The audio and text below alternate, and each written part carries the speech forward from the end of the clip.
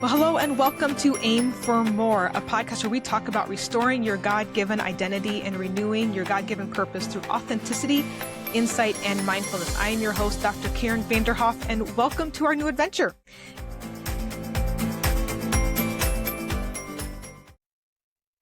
Well, we are in a short series on brain health, and the amazing thing about the brain is it's constantly changing.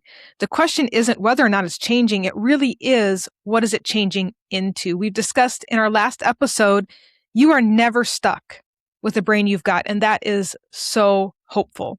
Our daily habits are literally shaping the organ that helps us think and feel and relate and worship and work and parent and ultimately become the person God created you and me to be.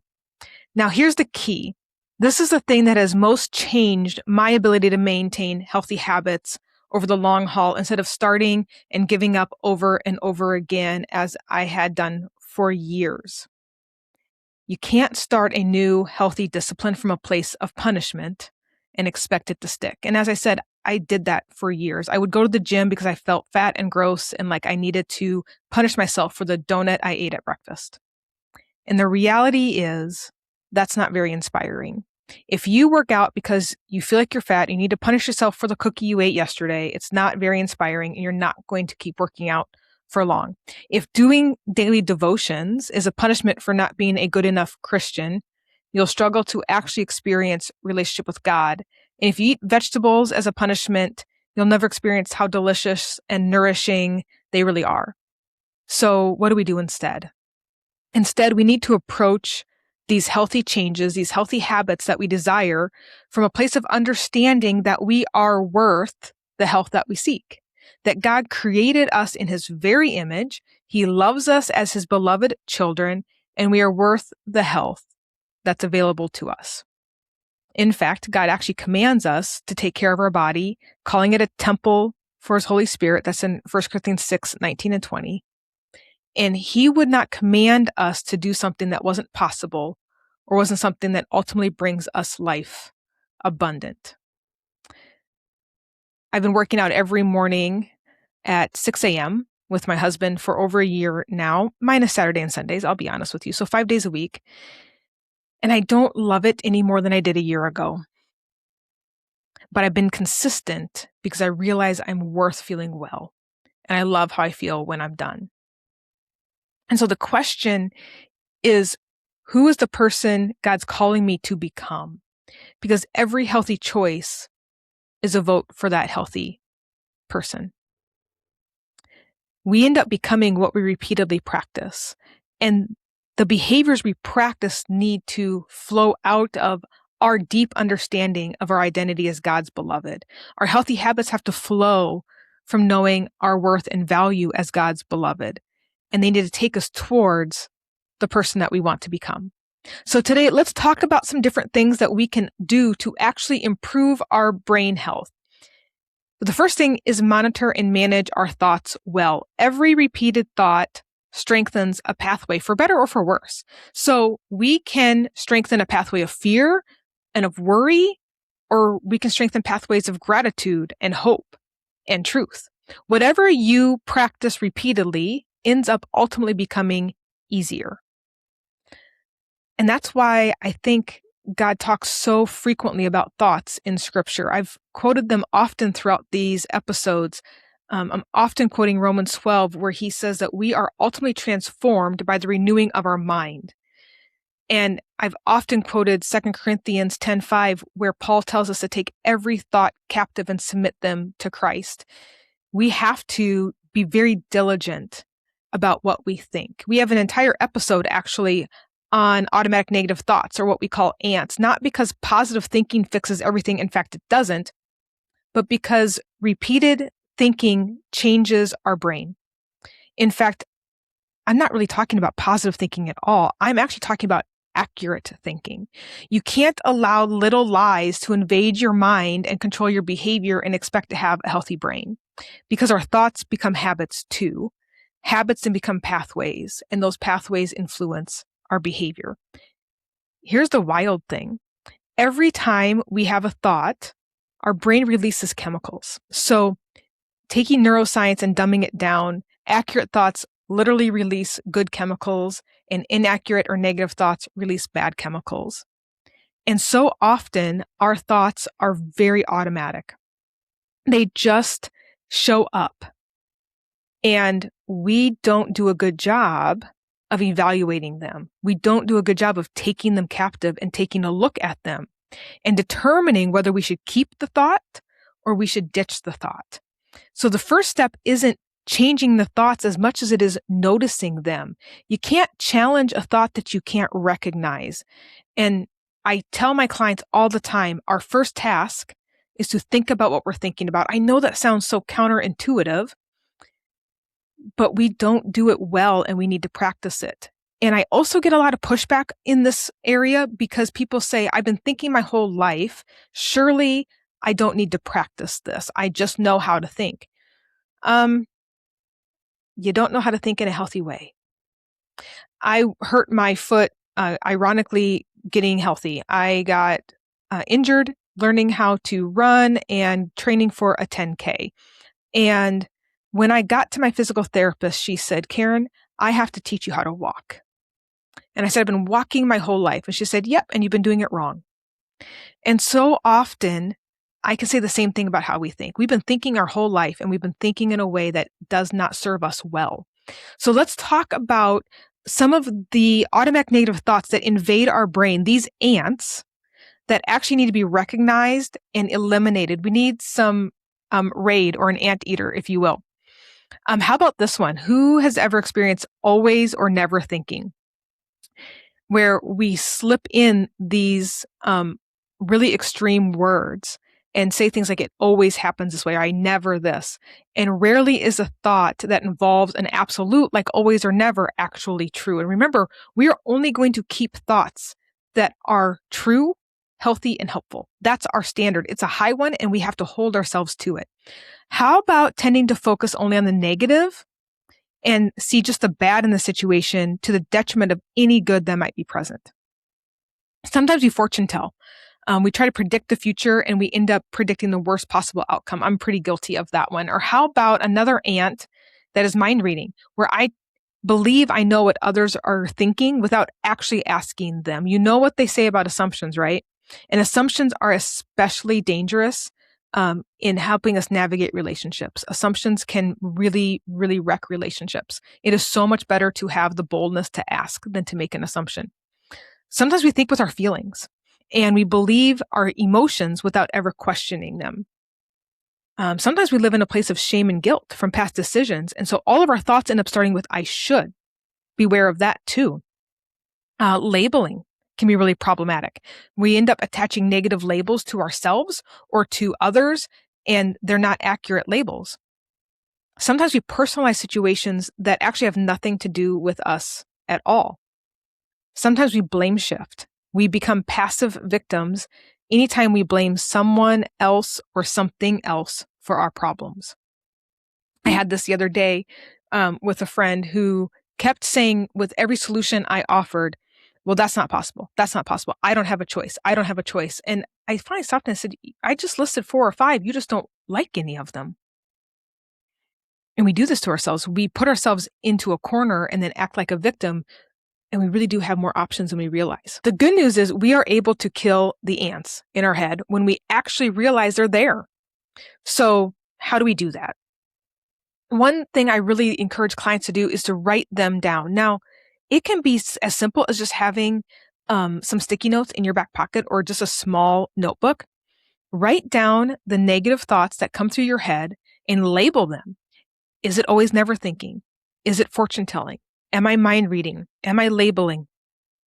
When we start to identify the ants, then we can talk back to them and we can examine, is there any truth in this thought in the first place? Because if it's not true, we don't need to think about it.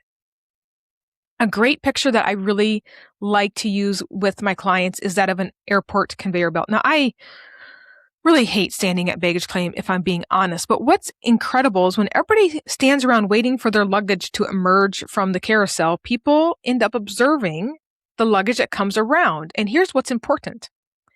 They only pick up the luggage they want to take home. And I want you to think about your thoughts as the luggage on that conveyor belt. Even though they are all at baggage claim in the airport of your mind, not all thoughts are worth picking up and carrying around. Some are heavy. Some bags are busted. Some are just weird and wrong. So the trick is to learn to think about your thoughts, to observe them, to describe them, to evaluate them. Don't judge yourself for simply having the thoughts, but evaluate the thoughts for truth, for health, and for helpfulness. Then you can decide, do I really want to carry around this thought, or should I leave it right here on the conveyor belt and let it go right on by? Because every repeated thought is practice for your brain. And we need to practice this. I tell people when you are working on changing your thought process, it's going to be 3, 4, 5, 6 weeks of a grind of recognizing the thought, evaluating it, and deciding whether you want to keep it or let it go. These aren't just spiritual principles. They're remarkably consistent with how God designed the brain to work in general. The more often you think a particular thought, the more efficiently your brain travels that pathway. Thoughts become habits, habits become pathways, pathways begin to influence your whole life, your emotions, your decisions, and ultimately your behavior. So be careful, because when we repeatedly tell lies to ourselves or about other people or about God, we reinforce those pathways. When we repeatedly practice truth, we strengthen different pathways instead. Every single thought has consequences. Your brain responds to what you repeatedly dwell on, and some thought patterns reinforce things like calm and hope and gratitude, and others are going to reinforce shame or anxiety or fear or anger. The encouraging news is that even though a lot of our thoughts are automatic, they don't have to remain unquestioned. You can capture every thought and evaluate it. Now, what about movement? I'm not a fan, if I'm being honest. I am a major couch potato. I'm an inside kind of girl. But here's the deal. Exercise isn't just about weight. In fact, you can't actually outwork a bad diet. So exercise alone isn't going to lead to a smaller pant size, but exercise is very much about brain health. Exercise has so many brain healthy benefits.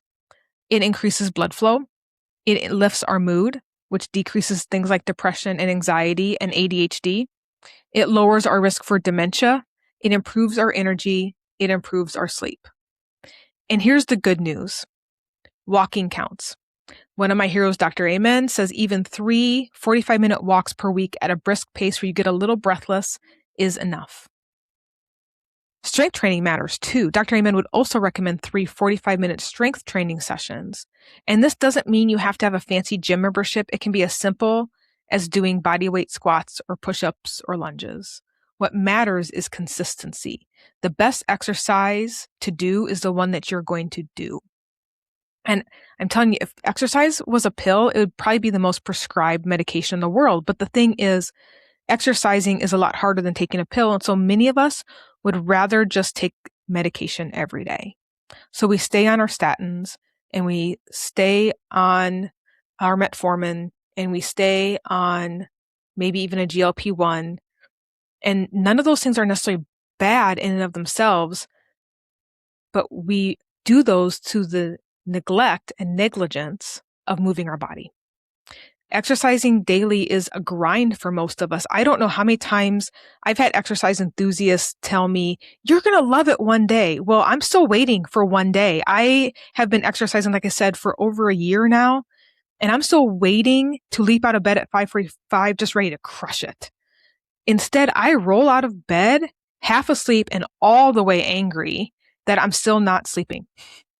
And that the amount of swear words that go through my head during an average 45-minute workout would make you question whether or not I actually love Jesus. However, I never regret when the workout is over. I don't regret the results for my overall health. I specifically don't regret the impact I've seen on my brain health. My functional movement has improved and my sleep has improved. I don't have the aches and pains I used to have. My blood work has improved. My insecurities have decreased and my confidence has increased because I trust myself to keep a promise to myself, to show up every day and move my body.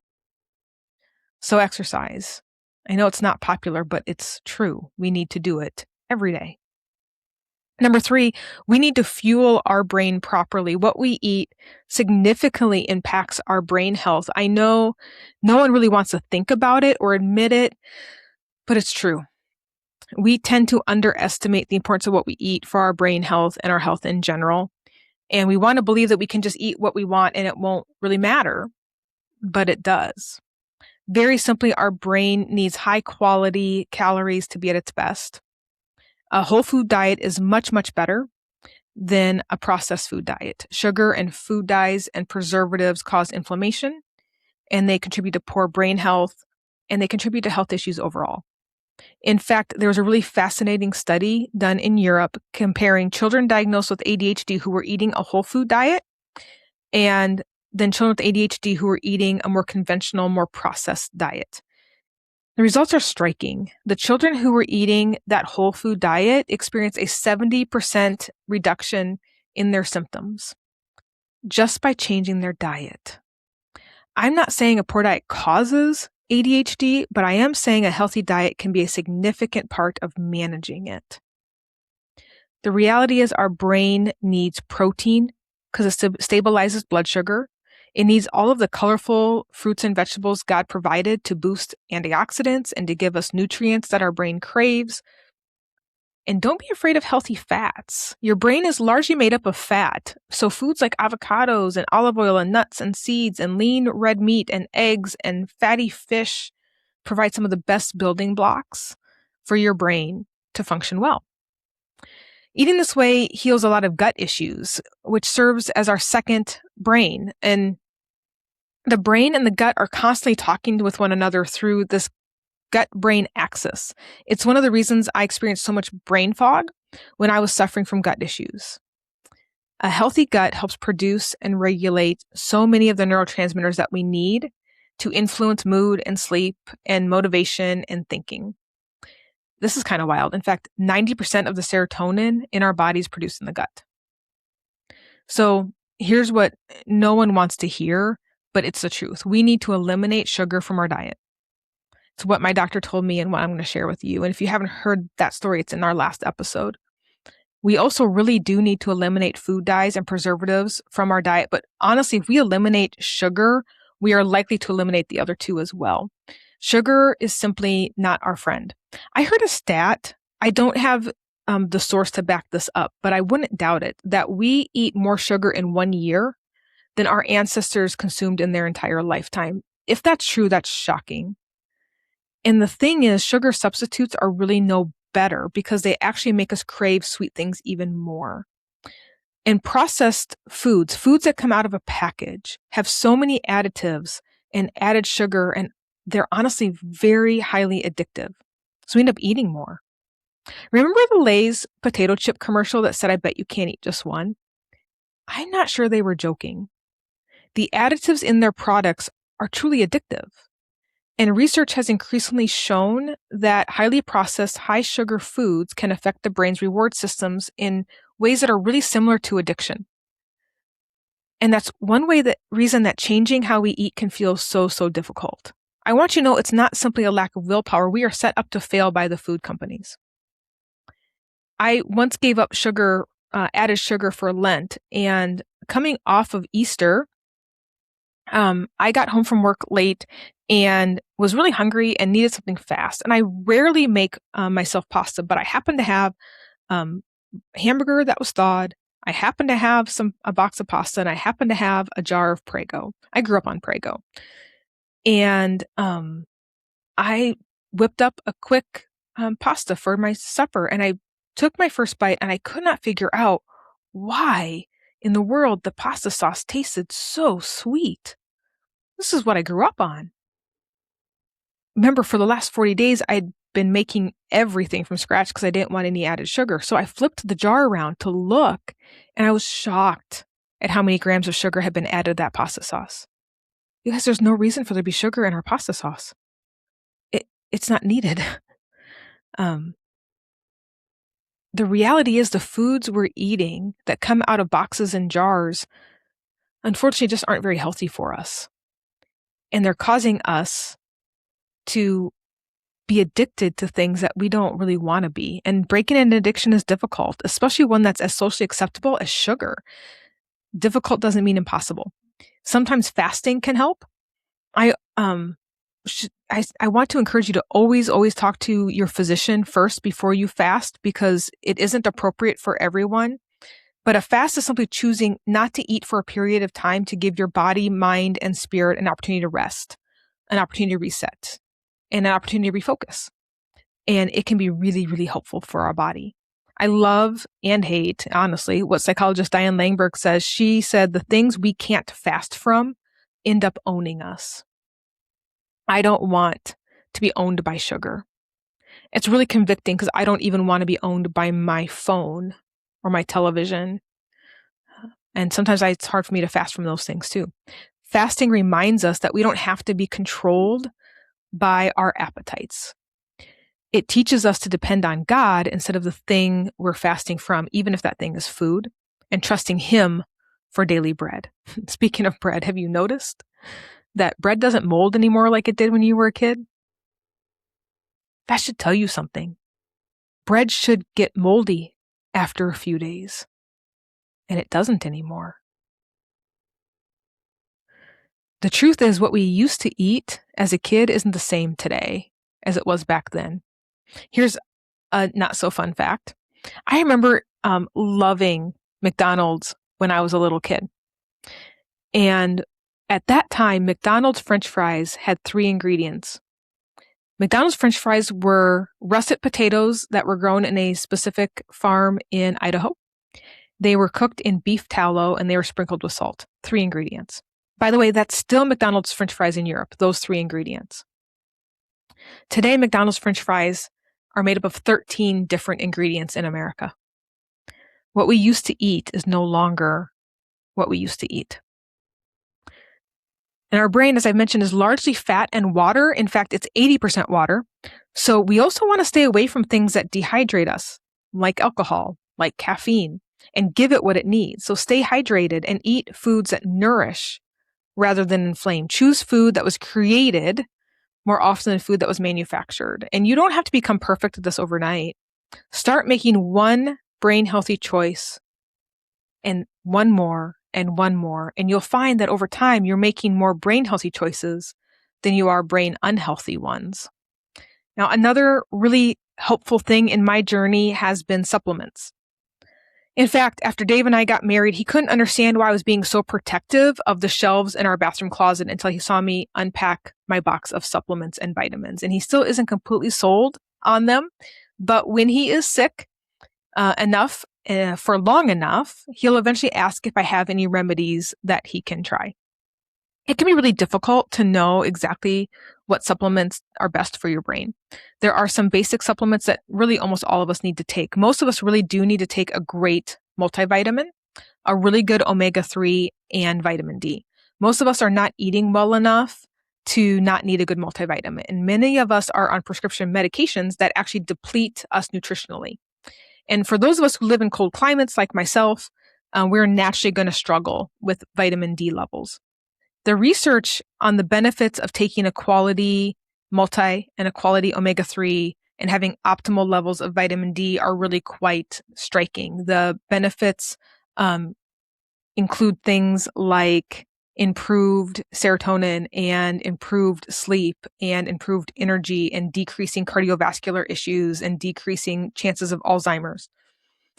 Now, supplements don't work overnight. In fact, my vitamin D levels were so low that it took 2 years of daily supplementation to bring them back into optimal range. There's a lot of different ways to determine how you should maybe supplement. Some are better than others. The best way is probably to talk with a provider who's trained and skilled in using supplements. I eventually did work with a naturopath provider who was able to run a variety of tests to determine exactly what my body needed at that time. This isn't always possible for all of us, either financially or when it comes to the time it takes to go to these type of appointments. And that was actually initially the case for me. And so instead, I did a lot of my own research and took my best guess. I came close. Of course, this isn't ideal. And I probably, if I'm being honest, spent more time and money doing it on my own than if I had just sought out a skilled provider in the first place. I was nervous about seeing a provider because there are so many different types in the more natural space. Um, and it can be kind of a weird space. And so do your homework, ask friends who have gone down this road, ask a lot of questions when you call and when you're there, and trust your gut. If you don't feel comfortable, then that isn't the provider for you. Um, Another thing to keep in mind is that these supplements aren't as regulated as they probably need to be. And so brand matters. I really do discourage most people from going to Walmart and just buying the cheapest one on the shelf because even though it's cheap, you're probably going to waste your money. Really seek out a high quality brand. Do your research on the brand. Make sure you know where they're sourcing their ingredients so that you know that you're going to get good quality. Now, let's talk about some of the other supplements that can be really, really quite helpful. I've mentioned a multi, an omega, a vitamin D. I really think almost all of us should be on those three. I really recommend people try magnesium if they're experiencing a lot of anxiety or a lot of sleep issues or even ADHD. I have a nurse practitioner that I like to follow on social media, and she said jokingly, but not, that she had 99 problems and magnesium solved all of them. We are often low on magnesium too. And the reason I like to recommend magnesium is it's just so easy and so has so few risks. You can find magnesium in lotion. You can put it in your bath to soak in. It's just Epsom salt. I actually upgrade and get magnesium flakes. You can take it in a liquid form. You can take it in a pill form. And so magnesium's a really easy one to try. There's 7 different forms of magnesium. So make sure you get a complete one or make sure you talk to your doctor about which of the types you should try. But magnesium can be really helpful for a lot of people, and it has a pretty low risk associated with it. People who struggle with things like depression can often try something like a 5-HTP or even saffron. If you struggle with anxiety, taking supplements like L-theanine or GABA can be really, really helpful. If you struggle with attention span, I will often encourage people to try things like rhodiola or ashwagandha. A brand I really do trust is Dr. Amen's brand. It's called Brain MD. In fact, I carry it in office. And they have a quiz on their website that can be really helpful in identifying which supplements might be right for you. But here's another important reminder. Supplements do just that. They supplement. They don't actually replace a healthy lifestyle and a healthy diet. So, healthy thoughts, moving our body, diet, supplements. Here's another one we don't like to talk about. We have to protect our brain. It is just as important as strengthening it. The first thing we need to do to protect our brain is to sleep well. You can't skip it. And not getting sleep isn't a badge of honor like we tend to act like it is. Our culture seems to almost celebrate exhaustion. I don't understand it. We brag about how little sleep we got as though it's evidence of hard work or though it's somehow important. But here's the thing. Your brain doesn't care how important you think you are. God designed it to require rest and sleep, and we simply cannot be healthy without good quality sleep. So honestly, here's another example of how weird are you willing to be, because it has to become normal. It's become normal to not get good sleep or to minimize the importance of it. My college roommate was unapologetic about her need for sleep. And I did honestly think she was weird at the time. She was an education major and a soccer player, and she kept a strict schedule so that she could succeed on the soccer field and in the classroom. And so she went to bed without apology and without fail by 10 p.m. every single night. And she did not care about peer pressure to stay up late and talk or do other late night activities that are so common in a college dorm room. Sleep isn't wasted time, and your brain is incredibly busy while you're sleeping. So it's important to allow it to rest. It's organizing memories, it's regulating hormones, it's repairing cells, it's strengthening neural connections, it's clearing away waste products that have built up throughout the day. In many ways, your brain actually works the night shift so it can serve you well the next day. Sleep's required for things like memory consolidation, emotional regulation, clearing toxins, like I said, regulating hormones. So if you don't get enough sleep, a lot of your mental health issues are going to worsen, including ADHD, including anxiety, including depression. So sleep needs to be sacred. Sleep needs to be protected. How? Because so many of us struggle with sleep. It's important that we work really hard to create rhythms and routines around sleep, just like hopefully our parents did for us when we were little kids. Go to bed at the same time every night, get up at the same time every morning. I would argue even on weekends. Take the TV and electronics out of the bedroom. Your bedroom should really be reserved for sleep and for sex, and that's it. I get so much pushback on not having phones in the bedroom because we need it for our alarm clock. I bought a alarm clock at Walmart and it sits on my nightstand. And I don't have my phone in my room. Now this can be tricky because if you're married, you guys might disagree on this. And so you have to navigate that. But I advocate for all electronics being out of the bedroom. For one thing, blue light is really, really difficult on the brain. It signals that brain chemicals should keep us awake. And so it's really important to stop all use of screens before bed, if at all possible. If not, at the very least, use blue light blocking glasses. As bedtime approaches, you need to eliminate bright lights too, especially LED lights. And so many of our screens and electronics have these blue lights. And so get them out of the bedroom and be cautious about using them before bed. If at all possible, and it should be, avoid caffeine after dinner. Avoid eating sugary snacks before bed. It's best to avoid snacks altogether, but if you need a snack before bed, it's best to have it be high protein. Another thing that helps us sleep well is if we're really active during the day. Working out daily improves your ability to fall asleep and stay asleep. Most of us can't exercise though really close to bedtime because the endorphins from working out will prevent sleep in the short term. So try to get your movement early in the day and then maybe at most just take a walk after dinner. A lot of us rely on sleep aids, either prescription sleep medications or self-medicating with substances like alcohol or marijuana, or even supplements like melatonin. And sleep quality can be negatively impacted by these. And so even though you're sleeping, the quality is lower than it needs to be. Melatonin can be really helpful short term, but can become less effective over time.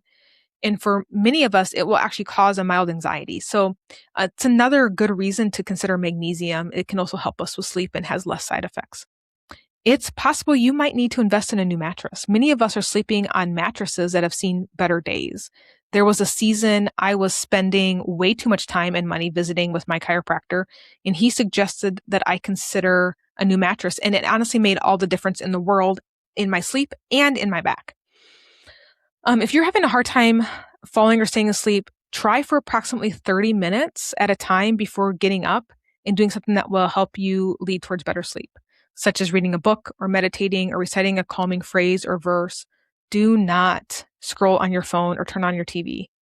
If you're having a hard time with sleep, it's very tempting to nap during the day or on the weekends, but resisting this urge is important too because we want to actually stay awake and increase how tired you are for the next night, because then it increases your chances of being able to fall asleep. Now, what if you sleep with someone who snores or has other sleep patterns that keep you awake? This is really difficult and controversial. I had many professors in graduate school with varying opinions on this one. Some said the importance of a married couple sleeping in the same bed outweighs the impact on sleep quality. I had others who argued that good quality sleep should be protected at any cost. I think there's a middle ground. Let's work to eliminate the issue before we resort to separate bedrooms. So, how about meeting with your physician and considering a sleep study to better understand what is at the root of the light sleeping or the snoring? Often snoring is an airway issue, or it's due to excess weight, or drinking alcohol before bed, or allergies, or sleep apnea, all of which can be addressed with a variety of interventions. And so often we resist. Sometimes simply wearing earplugs can solve the problem, but caring for your partner's health is a very close second to caring for your own. You vowed in sickness and in health. And we often interpret that promise to mean, hey, you're now stuck with me no matter how sick I get. I believe it should mean something different. I think it should mean I will do everything I can to get and stay as healthy as I can for you. So loving your spouse sometimes means helping them address a health issue they've learned to live with. And men, please, please don't fight your wives on this one. Just go to the doctor. Remember that healthy sleep is a habit and retraining your brain does take time. So improving your sleep health isn't going to change overnight. We want those overnight results, but it takes time. With small, consistent changes, though, your brain begins to expect sleep and prepare for sleep, and eventually sleep becomes much more natural. Now, the next one is avoiding toxins. I know there's increasing evidence about air and water quality having a negative impact on our brain, and for some reason that's become kind of controversial. I think partly because we don't want to believe it and we wonder, what can I possibly do about that? And actually, this is one of the first things that I did when I wanted to work on brain health in my own home. Over time, I replaced all of my household cleaning supplies with non-toxic options. And it took time to get used to not having my whole house smell like Pine Sol or bleach after I was done cleaning. But now that I've made the switch, the cleaning products I used to use actually end up giving me a headache. Same with my laundry detergent. I can't even handle being around someone whose clothes are washed and tied. I also replaced all my candles and lotions and makeup, knowing that the fragrances found in those products were actually disrupting my hormones and negatively impacting my brain health. And finally, I've added purifiers throughout my home, and I've drink filtered water whenever I can. So those are really actually pretty passive things that you can do to improve the environment in your own home and improve your brain health. And finally, when it comes to protecting our brain, we have to avoid head injury. The last episode I mentioned how our brain is basically the consistency of soft butter, and it's housed in a really hard skull that has really sharp ridges. I need to ask God about this design. It seems like a flaw. It's not meant to take hits on the head. So even though this is wildly unpopular to say, I do think the best choice for brain health is for us to avoid collision sports. And yes, that means tackle football. So even though I love watching football, go Hawks, I'm hoping and praying my nephews are really fast and enjoy cross country or golf or baseball. Dr. Amen's a huge fan of racket sports because of the benefits of the hand-eye coordination required in those sports for brain health. Obviously, we should wear helmets when riding bikes or rollerblading, which I never did as a kid, really should have. We need to wear our seatbelt when we're in the car and be really wise when we're skiing or horseback riding. But beyond our adrenaline-seeking hobbies, be wise when we're doing house projects that require we be on a ladder or on the roof, or even making sure that we prevent falls around our own home. And if you've had a head injury in the past, remember that brains can heal. They are wonderful. There are wonderful physical therapists out there who specialize in these injuries, and there are really fantastic treatment options. There's research emerging about supplements and diet, and even things like hyperbaric oxygen that can be really helpful in treating concussions and brain injuries. And another one no one wants to talk about, screens. Screens are one of the most harmful things for our brain. We are on them for hours every day. And I honestly can tell my attention span has decreased over the years, and I'm pretty convinced it's because of screen use. We have lots and lots of evidence of the negative impact screens have on our brains, and it has a lot to do with how frequently the input on the screen changes and the blue light. There's a psychiatrist that I would love to meet. I read about her in a book, who requires her patients to go on a 6-week screen fast if they're going to work with her. I don't know how she does that. It's one of the questions I would have for her is, how do you get somebody to not use a screen of any kind for 6 weeks? But for those who do that, their symptoms have reduced by 70%, which is wild. So limit as much as you possibly can. Engage in non-screen activities as much as you can. And if those activities are outdoors, that's even better. For myself, I'm on my computer all the time, and I used to watch a ton of TV, but the more I've been on my computer, the less I've found TV exciting or interesting. I think my brain's just getting sick of screens. And so when I'm done working, I've leaned a lot more into reading and a lot more into going on walks and even just being outside playing with my dog, things that give my brain the break it needs from staring at a screen. So we can also challenge our brain. Our brain likes novelty. Not stress, but challenge. So If you don't like reading, that's okay, but love learning and challenge it to learn new things. Try new hobbies. Novelty creates growth. So don't retire your brain before you retire. Give it a challenge. Music can be really helpful. Language can be really helpful. Two things I'm honestly terrible at, but it loves puzzles and riddles and challenges. So don't stop learning. It's a really important way to improve our brain health. And finally, we need to connect our brain. Research has consistently shown that relationships are one of the strongest predictors of health. And we know that loneliness increases mortality. And social support predicts success. So, our relationships influence so much about us.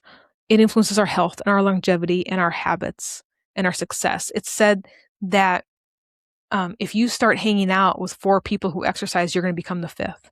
If you hang out with 4 people who drink, you're going to become the 5th. So you need to spend the most time with the healthiest person you can stand to be around. Yeah, you heard me say that right. You need to be around the healthiest person you can stand to be around, because a person who's healthier than you can be hard to stomach sometimes. I'll be real honest. I don't call my skinny friends if I want to go get ice cream. Now, I'm not talking about perfect people. I'm talking about healthy people. Growth is uncomfortable, so you want to develop friendships with people who are willing to cheer you on and also tell you the truth. I want friends who care enough about me as a human being to call out my unhealthy habits. Not in a shaming way, but because they love me. Those are the relationships we all want. Those are the friends we want and the friends we want to be for others. Be willing to speak the truth in a loving way so we can all spur each other on to become the person that God wants us to be. Here's the bottom line. This stuff is hard. I don't think I talked about a single thing that is really very fun or popular, right? We all want a healthy brain, but very few of us naturally enjoy the habits that build a healthy brain. The reality is we're not going to eliminate hard. Instead, we choose our hard. Exercise is hard, but being in poor health is hard. Being sore from working out is hard, but being sore from having joints that don't work well and muscles that are weak is hard too. Having healthy boundaries is hard, but burnout is hard. Having healthy relationships takes work, but loneliness is hurtful too. Cooking healthy food takes planning and effort, but running to fast food and eating out of cardboard boxes has consequences too. So we all choose hard. The question is, which hard do you want? Does your current behavior actually produce the future you say you want? If not, either your behavior has to change or your goal wasn't really your priority after all. Now, none of these habits by themselves are actually all that dramatic. That's actually the point. Brain health is built in the same way almost every worthwhile thing is built, one very ordinary decision at a time. God designed your brain to respond to life you've repeatedly lived over and over. Every thought, every meal, every walk, every friendship, every night's sleep, every boundary, every act of gratitude, every choice is shaping your brain. Not overnight, but over a lifetime. And as your brain changes, so do you. That's why this isn't ultimately about having a healthier brain. It's about becoming the person God created you to be. Your brain is one of God's greatest gifts. Steward it well. Not so you can simply live longer, but so you can love God more faithfully and love people more intentionally and fulfill the purpose He created you for. So, this week, don't try to change everything. Choose one thought or one habit, one meal, one walk, one conversation, one decision that moves you toward the person God created you to be. Because every small choice is shaping your brain, is shaping your life, and is shaping your future as we all aim for more.